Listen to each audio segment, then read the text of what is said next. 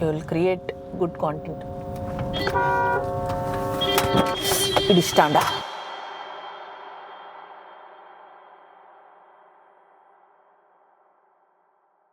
Most of the calls that come to us எங்களுக்கு வரதில் Instagram marketing தான் எல்லாரோடைய ஒரு social media சேனலாக இருக்குது. யூடியூப் என்ன தான் இருந்தாலும் வந்து யூடியூப் யாரும் அவ்வளோ ஈஸியாக டச் பண்ணுறதில்ல, ஏன்னா லாங் ஃபார்ம் கான்டென்ட் அப்படின்றதுனால. ஸோ இன்ஸ்டாகிராம் மார்க்கெட்டிங்கில் அவங்க there also taking a look at lot of success, right? நிறைய பிஸ்னஸஸ் இன்ஸ்டாகிராம் மூலமாக சேல்ஸ் பண்ணுறத கண்ணால் பார்க்குறாங்க. நிறைய பிஸ்னஸஸோட வீடியோஸ் எல்லாம் வைரல் ஆகி அதன் மூலயமா சேல்ஸ் வரதை பார்க்குறாங்க. இன்ஃபேக்ட் வந்து நீங்கள் ஒரு ஊரில் இருந்தீங்க அப்படின்னா நீங்களே லைவாக பார்க்கலாம். ஓகே, இந்த கடையிலேருந்து இவங்க பண்ணாங்க, இவங்களுக்கு நல்லா வந்திருக்கு, இவங்களுக்கு நல்லா சேல்ஸ் ஆகுது, என்னோடய ஃப்ரெண்டோட ஃப்ரெண்டுக்கு ரொம்ப நல்லா சேல்ஸ் ஆகுது. ஃபுல் அண்ட் ஃபுல் ஆன்லைனில் மட்டும்தான் அவங்க பிஸ்னஸ் பண்ணுறாங்க, இன்ஸ்டாகிராமில் மட்டும்தான் பண்ணுறாங்க, அவங்களுக்கு சூப்பராக சேல்ஸ் வருது. அப்படின்னும் போது நம்மளும் இங்கே பண்ணால் எப்படி அப்படின்னு தோன்றது தான் நிறைய ஸ்மால் பிஸ்னஸ் ஓனர்ஸ்க்கு. ஆனால் அங்கே என்ன பிரச்சனை வருது அப்படின்னா, ஒரு ஏஜென்சியை ஹையர் பண்ணும்போது அவங்களுடைய பட்ஜெட் வந்து இவங்களுக்கு செட் ஆகிறது இல்லை. ஏன்னா ஏஜென்சி ஹையர் பண்ணால் அவங்க ஒரு வீடியோ பர்சனை கொண்டு வரணும், கான்டென்ட்டுக்கு வந்து ஒரு ஸ்ட்ராட்டஜி க்ரியேட் பண்ணணும், அதுக்கப்புறமா எடிட் பண்ணணும். இப்படிலாம் ஆகும்போது டைம் ஜாஸ்தியாக ஆகுது, ப்ளஸ் எஃபர்ட்ஸும் ஜாஸ்தியாக இருக்குது. அண்ட் அதுக்கான பட்ஜெட் அவங்க சொல்கிறது இவங்களோட செட் ஆக மாட்டேங்குது. சில பேர் ஃப்ரீலான்சர்ஸ் வச்சும் ட்ரை பண்ணுறீங்க. You can do it your self, you can do it with ஃப்ரீலான்சரோ இல்லை ஏஜென்சியோ. ஆனால் இன்ஸ்டாகிராமில் எப்படி பண்ணுறதுன்னு தெரிஞ்சுக்கிட்டீங்கன்னு வச்சுக்கோங்களேன், உங்களுக்கு வந்து குழப்பமே இருக்காது.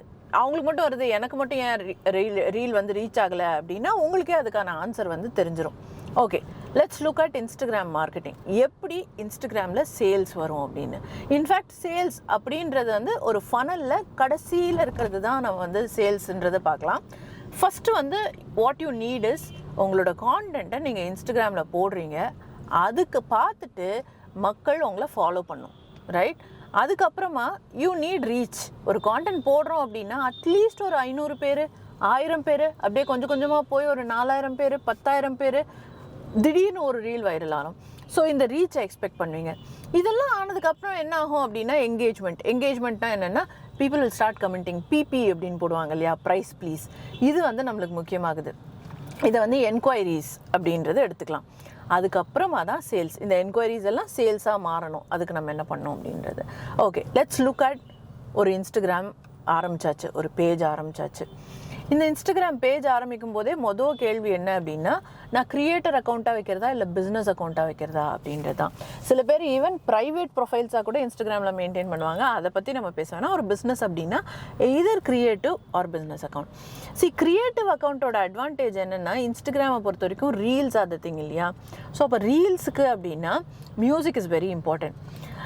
கிரியேட்டர் அக்கௌண்ட்டுக்கு அந்த மியூசிக் ஆப்ஷன்ஸ் கிடைக்கிற அளவுக்கு பிஸ்னஸ் அக்கௌண்ட்டுக்கு மியூசிக் ஆப்ஷன்ஸ் இருக்கிறதில்ல.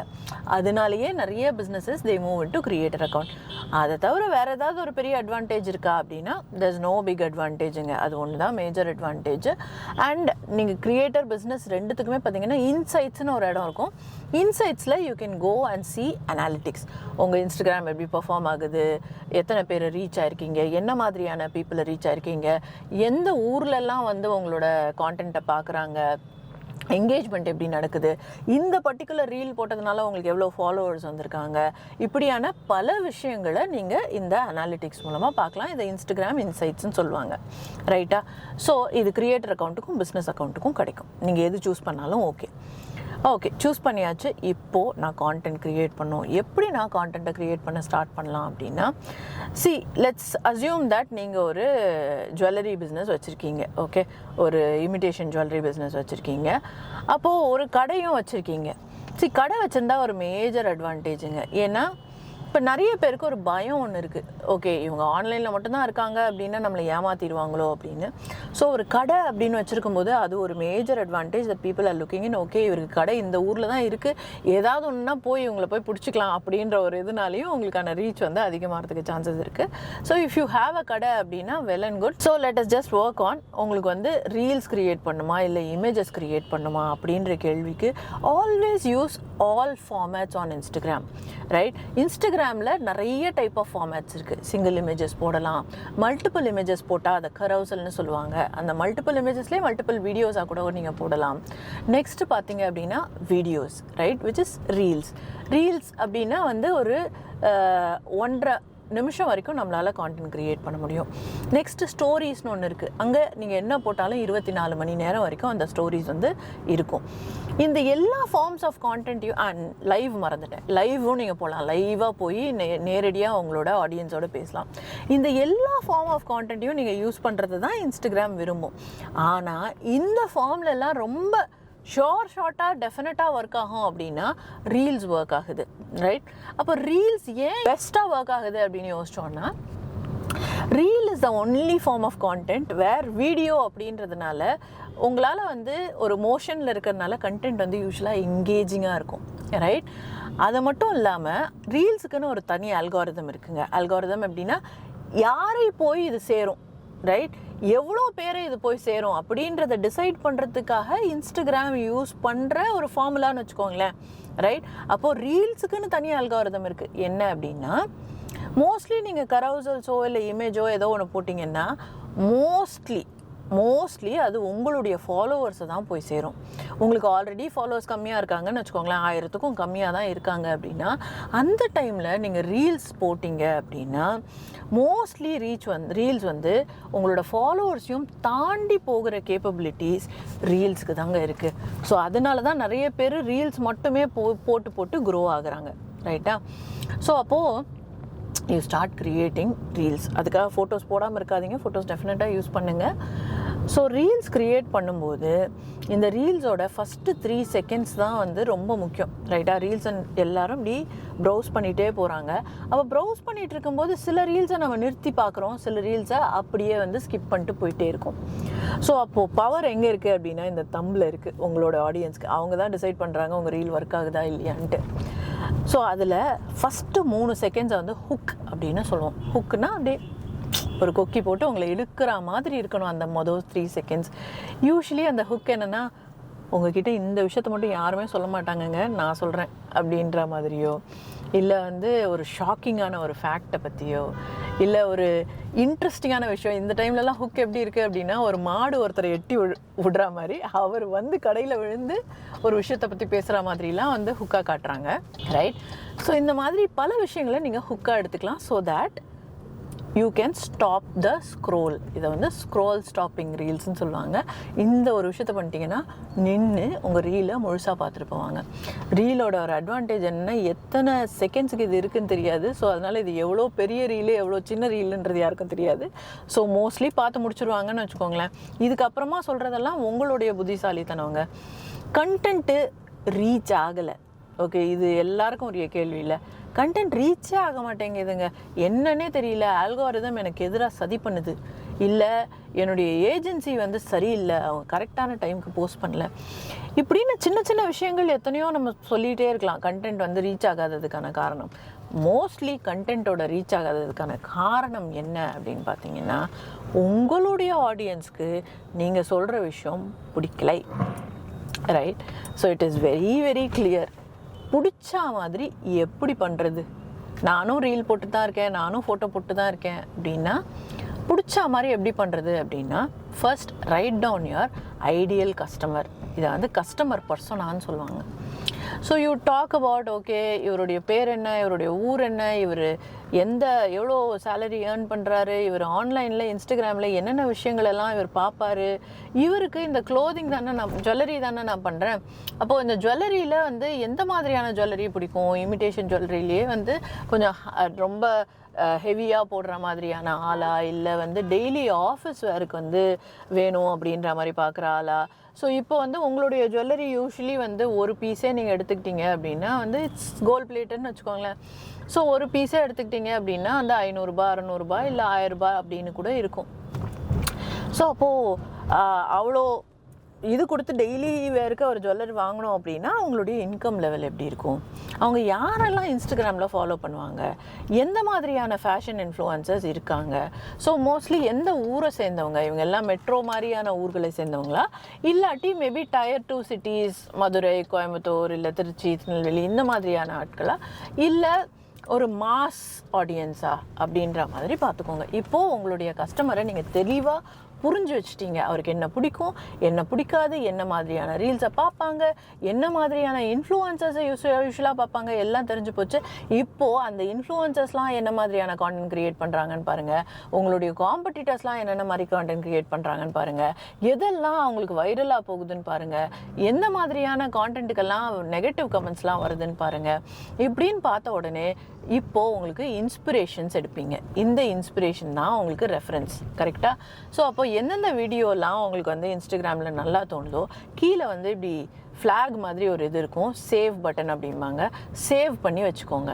ஸோ இந்த சேவ் பண்ண கான்டென்ட்டை ஒரு ரெஃபரன்ஸாக யூஸ் பண்ணிவிட்டு அதை மாதிரி ஷூட் பண்ண ஆரம்பிங்க. அப்படியே அடித்தான் காப்பி அடிக்கணும்னு நான் சொல்லலை. அப்படியே பண்ணணும்னு நினச்சாலும் உங்களால் முடியாது. ஏன்னா அவங்க என்ன கேமரா யூஸ் பண்ணாங்க, அவங்களுக்குன்னு ஒரு பர்சனாலிட்டி இருக்கும், அவங்களுக்குன்னு ஒரு பேக்ரவுண்ட் ஒன்று இருக்கும். ஸோ ஆட்டோமேட்டிக்காக நீங்கள் அதே மாதிரி பண்ணணும் அப்படின்னு ட்ரை பண்ணும்போது ஆட்டோமேட்டிக்காக கொஞ்சம் வித்தியாசமாக உங்களுடைய ஃப்ளேவரை அதில் ஆட் பண்ணி தான் நீங்கள் பண்ண ஆரம்பிப்பீங்க. ஸோ ஆட்டோமேட்டிக்காக அதில் உங்களோட ஒரிஜினாலிட்டி வர ஆரம்பிச்சிடும். ரைட்டா? ஸோ இந்த மாதிரியான content is your first step. You will create good content. இடிச்சிட்டான்டா, இடிச்சிட்டான் அவனால். இப்படி கான்டென்ட்டை ரெஃபரன்ஸ் எல்லாம் எடுத்ததுக்கு அப்புறமா then you start creating something called as a content calendar. Content calendar அப்படின்னா என்னென்னா, என்றைக்கு என்ன கான்டென்ட் வந்து நம்ம போஸ்ட் பண்ண போகிறோம் அப்படின்றதுக்கான ஒரு பிளான் இது. ஸோ இந்த பிளான் ஏன் பண்ணுறோம் அப்படின்னா, நிறைய பேர் என்ன நினச்சிட்ருக்கீங்க அப்படின்னா, டெய்லி இன்ஸ்டாகிராமில் யாராவது ஒருத்தர் போஸ்ட் பண்ணாங்கன்னா அன்றைக்கி ஷூட் பண்ணி அன்றைக்கி போஸ்ட் பண்ணுறாங்க. கிடையவே கிடையாது. எல்லாருமே ஆல்ரெடி பிளான் பண்ணி ஒரு ஷூட் அப்படின்னா பேட்ச் ஷூட்டிங்னு சொல்லுவாங்க. இதை மொத்தமாக ஒரே நாளில் வந்து ஒரு 4 வீடியோவோ இல்லை 5 வீடியோவோ, சில பேரெல்லாம் 10 வீடியோ கூட ஒரு நாள் க்ரியேட் பண்ணுறதுக்கான எஃபிஷியன்சி இருக்கும். அவங்க அத்தனை வீடியோவும் க்ரியேட் பண்ணிவிட்டு ஒரு நாளோ இல்லாட்டி வாரத்துக்கு ஒரு நாள் இல்லை வாரத்துக்கு 2 நாள் இப்படி நீங்கள் ரீல் கான்டென்ட்டோ இல்லை ஃபோட்டோ ஷூட்டோ அப்படின்ற மாதிரி பிளான் பண்ணிக்கோங்க. So that rest of the day உங்களுக்கு வந்து உங்களோட பிஸ்னஸ் மேலே நீங்கள் ஃபோக்கஸ் பண்ணலாம்.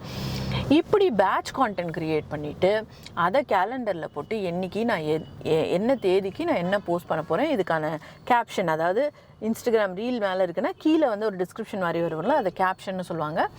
ஸோ அந்த கேப்ஷனையும் எழுதி வச்சுக்கோங்க. ஹேஷ்டேக்ஸ் அப்படின்னு வரும்போது நிறைய பேர் குழப்பிக்கிறீங்க. ஹேஷ்டேக்னால தான் உங்களுடைய என்டையர் இன்ஸ்டாகிராமே ஓடுது அப்படின்ட்டு. நோ, அந்த மாதிரி இல்லவே இல்லை. இன்ஃபேக்ட் வந்து ஹேஷ்டேக்கோட எஃபெக்ட் வந்து ஃபஸ்ட்டு மாதிரி இருக்கிறதே இல்லை. ஈவன் நீங்கள் ஹேஷ்டேகை போடாமல் ஒரு ரீல் க்ரியேட் பண்ணிங்கன்னாலும் உங்களோட ரீல் நல்லா இருந்தது அப்படின்னா அது வைரலாக போகிறதுக்கான சான்சஸ் ரொம்ப அதிகமாக இருக்குது. ஸோ டோன்ட் திங்க் தட் ஹேஷ்டேகோ இல்லை டைம் ஆஃப் யுவர் போஸ்டிங்கோ இதுக்கெல்லாம் வந்து ஒரு சின்ன மினிமல் இம்பேக்ட் இருக்கே தவிர அது ஒன்று தான் உங்களோட ரீலோட சக்ஸஸ்க்கும் ஃபெயிலியருக்கும் காரணம் அப்படின்ற மாதிரி முடிவுக்கு வந்துடக்கூடாது. ரைட்டா? ஸோ இப்போது இந்த கான்டென்ட் எல்லாத்தையும் போட போகிறோன்னு சொல்லிட்டு போட்டுட்டு நீங்கள் ஷெடியூலே பண்ணிடலாம். ரைட்? ஸோ இன்ஃபேக்ட் வந்து இன்ஸ்டாகிராமில் ஈஸியாக நீங்கள் ஒரு மாதத்துக்கான கான்டென்ட்டை கூட நீங்கள் ஃபஸ்ட்டே வந்து ஷெடியூல் பண்ணிக்கலாம். இப்படி ஷெடியூல் பண்ணிவிட்டு, ஆனால் ஸ்டோரிஸ் மட்டும் உங்களால் ஷெடியூல் பண்ண முடியாது. ரைட்? இப்போ ஸ்டோரிஸ்க்கு வருவோம். இப்போ ஸ்டோரிஸ் போஸ்ட் பண்ணுறோம் அப்படின்னா ஸ்டோரிஸ் ஆர் இன்ஃபார்மல் கான்டென்ட்டுங்க. இப்போது ரீல் போஸ்ட் பண்ணுமோ இல்லை இமேஜஸ் போஸ்ட் பண்ணுமோ அப்படின்னும் போது இது அழகாக இருக்கா, பார்க்குறதுக்கு நீட்டாக இருக்கா, எப்படி வந்து இது என்னோட கிரிட்டில் தெரியுது. கிரிட் அப்படின்னா இன்ஸ்டாகிராம் போன உடனே அந்த ஸ்கொயராக தெரியுது இல்லையா, அதை வந்து கிரிட்டுன்னு சொல்லுவோம். அது வந்து எப்படி கிரிட்டில் தெரியுது, இது எல்லாத்தையும் நம்ம பார்த்து வந்து பண்ணுவோம். வேறு ஸ்டோரிஸில் போடும்போது நீங்கள் அந்த அளவுக்கு ஈஸ்தட்டிக்ஸ்னு சொல்லுவாங்க இல்லையா, அந்த அழகுக்கு வந்து முக்கியத்துவம் தரணும் அப்படின்னு அவசியம் இல்லை. ஸ்டோரிஸை பொறுத்த வரைக்கும் வாட்ஸ்அப்பில் ஒரு தடவை உங்களோட கஸ்டமர் வந்து உங்களுக்கு ஒரு டெஸ்டிமோனியல் கொடுத்துருப்பாங்க, இல்லை சூப்பர் சர்வீஸ்னு சொல்லியிருப்பாங்க, இந்த ப்ராடக்ட் ரொம்ப அழகாக இருக்குன்னு சொல்லியிருப்பாங்க. சில கஸ்டமர்ஸ் வந்து எல்லா கஸ்டமர்ஸும் நல்ல ஃபோட்டோஸ் அனுப்புறதில்லை. நல்ல ஃபோட்டோஸ் அனுப்புனானா அதை நீங்கள் டைரெக்டாக போஸ்ட்டாகவே போட்டுருவீங்க. அதுவே வந்து ஒரு மாதிரி பிக்சலேட்டடாக ஒரு பிக்சர் ஒன்று அமைச்சிருக்காங்க, டல்லாக அமைச்சிருக்காங்க, லைட்டிங் சரியில்லை அப்படின்ற மாதிரி பிக்சர் இருக்குன்னா அது யூஸ் பண்ணாமலும் இருக்க முடியாது. யூஸ் பண்ணால் அட்லீஸ்ட் நம்ம கஸ்டமர்ஸ்டேருந்து ஒரு ரிவ்யூ வந்திருக்கேன்னா தோணும். அதே எல்லாத்தையும் தூக்கி நீங்கள் ஸ்டோரிஸில் போடலாம். ரைட்? நியூ அரைவல்ஸ் என்ன வந்திருக்கு அப்படின்றது ஸ்டோரிஸில் போடுங்க. இன்ஃபேக்ட் கஸ்டமர்ஸ்க்கு ஆர்டரை பேக்கேஜ் பண்ணுறீங்க அப்படின்னா அதையும் ஸ்டோரிஸில் போடுங்க. இப்படி எதெல்லாம் இன்ஃபார்மல் கண்டென்ட்டோ பட் ஆனால் அப்டேட்ஸ் மாதிரி இருக்க கண்டென்ட்டோ அதை எல்லாத்தையும் வந்து ஸ்டோரிஸில் போடுங்க. ஒரு நாளைக்கு எத்தனை ஸ்டோரிஸ் போடலாம் அப்படின்னா, ஒரு நாளைக்கு ஒரு நாளைக்கு you can create 4 to 5 stories இருந்தால் போதுங்க. நிறைய பேர் 10 ஸ்டோரி வரைக்கும் க்ரியேட் பண்ணுவாங்க. அப்படி க்ரியேட் பண்ணிங்கன்னா டாட் மேலே தெரியும் ஸ்டோரிஸ்க்கு மேலே. அப்படி தெரிஞ்சாலே டக்குன்னு வந்து மொத்தமாக உங்களோட இது எல்லாத்தையும் ஸ்கிப் பண்ணிட்டு போயிடுவாங்க. So always make sure that you have only 4 to 5 stories, right? So இப்போ இந்த நம்பர்ஸ் இதில் சொல்லிட்டோன்னா அப்போ போஸ்ட் எத்தனை போடுறது அப்படின்னு இருக்கும். நிறைய பேர் நான் பார்த்துருக்கேன், ஒரு நாளைக்கே 4லேருந்து 5 போஸ்ட் போடுவாங்க. ரொம்ப டெஸ்பரேஷன், இதுலேயே எல்லாரும் பார்த்து வாங்கிட மாட்டாங்களா அப்படின்ட்டு. இன்ஃபேக்ட் நீங்கள் அப்படி போட்டிங்க அப்படின்னா உங்களோட கான்டென்ட் திருப்பி அவங்க ஃபீல்டில் வர ஆரம்பிச்சதுன்னா என்னப்பா இவங்களோட தொல்லையாக போச்சு அப்படின்னு சொல்லிட்டு உங்களுக்கு அன்ஃபாலோஸ் ஜாஸ்தியாக இருக்கிறத நீங்கள் பார்ப்பீங்க. If you have not seen it, இப்போ போய் பாருங்கள். அந்த மாதிரி நீங்கள் பண்ணிக்கிங்கன்னா போய் பாருங்கள், அன்ஃபாலோஸ் ஜாஸ்தியாக இருப்பாங்க. நிறையா கான்டென்ட்டை போட நீங்கள் வந்து குவாலிட்டியை பற்றி யோசிக்கவே மாட்டீங்க. இது நல்ல கான்டென்ட் தானா, இது வந்து இதுக்கான ஹுக் சரியாக இருக்கா, இந்த கான்டென்ட்டோட கீழே டிஸ்கிரிப்ஷன் சரியாக இருக்கா, கரெக்டாக எண்ட் பண்ணியிருக்கேனா, கால் டு ஆக்ஷன் போட்டிருக்கேனா இப்படின்ற விஷயத்தெல்லாம் வந்து மிஸ் பண்ணிவிடுவீங்க. சும்மா எடுத்து டப்புன்னு போடுவீங்க. ஸோ அதனால் always work on your content very well. ஒன்று க்ரியேட் பண்ணாலும் சூப்பர்பாக ஃபோக்கஸ் பண்ணி அட்டென்ஷன் டு டீட்டெயில் கொடுத்து ஒரு நல்ல கான்டென்ட்டாக க்ரியேட் பண்ணுங்கள். That will always help you. So ஒரு நாளைக்கு ஒரு கான்டென்ட் போட்டிங்க அப்படின்னா ஐடியல். இன்ஃபேக்ட் உங்களால் அவ்வளோ முடியலையா, இன்ஃபேக்ட் ரீலுன்னு ஒன்று பண்ணுறோம், என்னால் சும்மா கேமரா முன்னாடி வர முடியல, அவ்வளோ கம்ஃபர்டபுளாக இல்லை நான் அப்படின்னும் போது உங்களுக்குன்னே ஒரு ரியலிஸ்டிக் டார்கெட் செட் பண்ணிக்கோங்க. வாரத்தில் 3 நாள் உங்களால் போஸ்ட் க்ரியேட் பண்ண முடியும்னா 3 நாள் க்ரியேட் பண்ணுங்கள். இல்லை வாரத்தில் என்னால் வந்து 2 நாள் தான் பண்ண முடியும் அப்படின்னா ஸ்டார்ட் வித் தட். போக ஆல்டர்னேட்டிவ் டேஸ் க்ரியேட் பண்ணுற மாதிரி, ஆல்டர்னேட்டிவ் டேஸ்னால் ஒரு நாள் விட்டு ஒரு நாள் போஸ்ட் போடுற மாதிரி வந்து க்ரியேட் பண்ணிக்கோங்க. That would be better. So too many கண்டென்ட்டும் இருக்கக்கூடாது, ரொம்ப கம்மியாகவும் இருக்கக்கூடாது, சம்வேர் இன் பிட்வீன் வந்து க்ரியேட் பண்ணிக்கோங்க. Calendar is very important. Okay, content நான் போஸ்ட் பண்ணுறேன், என்னோட ரீல் வைரல் ஆகலை. சம்டைம்ஸ், நாட் எவ்ரி டைம் உங்களோட ரீல் வந்து வைரல் ஆகணும்னு நினச்சி போடாதீங்க. என்டர்டெயின்மெண்ட் கான்டென்ட் வைரல் ஆகும். இன்ஃபேக்ட் ரொம்ப இன்ட்ரெஸ்டிங்காக ஷூட் பண்ண ஏதாவது ஒரு வீடியோ வைரல் ஆகும். சம்டைம்ஸ் டான்ஸ் எல்லாம் கூட பண்ணி ஃபவுண்டர்ஸ்லாம் வந்து வீடியோ போடுறத நான் பார்த்துருக்கேன், அதெல்லாம் வைரல் ஆகிருக்கு. ஆனால் எல்லா கான்டென்ட்டுமே வைரல் ஆகணும் அப்படின்றதுக்கான இது கிடையாது, உத்தரவாதம் கிடையாது. ஸோ அதனால் ஹாவ் ரியலிஸ்டிக் எக்ஸ்பெக்டேஷன்ஸ். உங்களுடைய ரீச் கொஞ்சம் கொஞ்சமாக இன்க்ரீஸ் ஆகுதா? ஃபஸ்ட்டெல்லாம் என்னோடய ரீல் வந்து 500 பேரை ரீச் ஆகும், இப்போது 5000 பேரை ரீச் ஆகிருக்கு. குட். நெக்ஸ்ட் மந்த்து 7000 பேரை வந்து ஆவரேஜாக ரீச் ஆகுது. சில ரீல்லாம் ஒரு 15000க்கு மேலே போகுது. ஸோ இதெல்லாம் வந்து ரியலிஸ்டிக்கான expectations. And even in this also you will see enquiries. You need to understand what is your motive.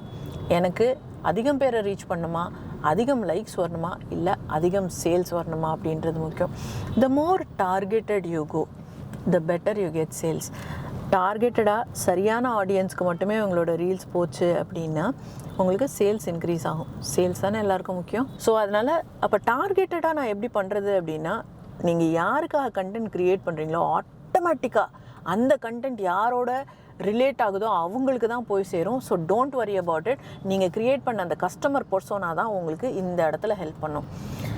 ஓகேங்க, இன்ஸ்டாகிராம் முடிஞ்சாச்சு. அடிக்கடி போய் இன்சைட்ஸை பாருங்கள், அங்கே தான் உங்களுக்கு அது எஃபெக்டிவாக இருக்கா இல்லையா அப்படின்னு தெரியும். கடைசியாக ஆடை மட்டும் சொல்லிக்கிறேன். பூஸ்ட் போஸ்ட் பண்ணலாமா வேண்டாமா அப்படின்னா நிறைய பேர் என்ன சொல்லுவாங்க, பூஸ்ட் போஸ்ட் பண்ணீங்க அப்படின்னா ஆர்கானிக் ரீச் கம்மியாயிடும்ட்டு. அது உண்மை கிடையாது. ஸோ வித் திஸ் நான் வந்து இன்ஸ்டாகிராம் ஃபார் ஸ்மால் பிஸ்னஸ் இந்த இதை கிளாஸ் வந்து முடிச்சுக்கிறேன். ஐ ஹோப் இன்றைக்கி என்ன தான் இன்ஃபார்மலாக நம்ம இந்த மாதிரி காரில் எடுத்தாலுமே இன்றைக்கி நான் சொல்ல பாயிண்ட்ஸ் எல்லாம் உங்களுக்கு வந்து ஹெல்ப்ஃபுல்லாக இருந்திருக்கும்னு நினைக்கிறேன். உங்களுக்கு வேறு ஏதாவது டவுட்ஸ் இருந்ததுன்னு வச்சுக்கோங்களேன், கீழே கமெண்ட்டில் எழுதுங்க. Signing off, Sangeetha S Abhishek. பாய்.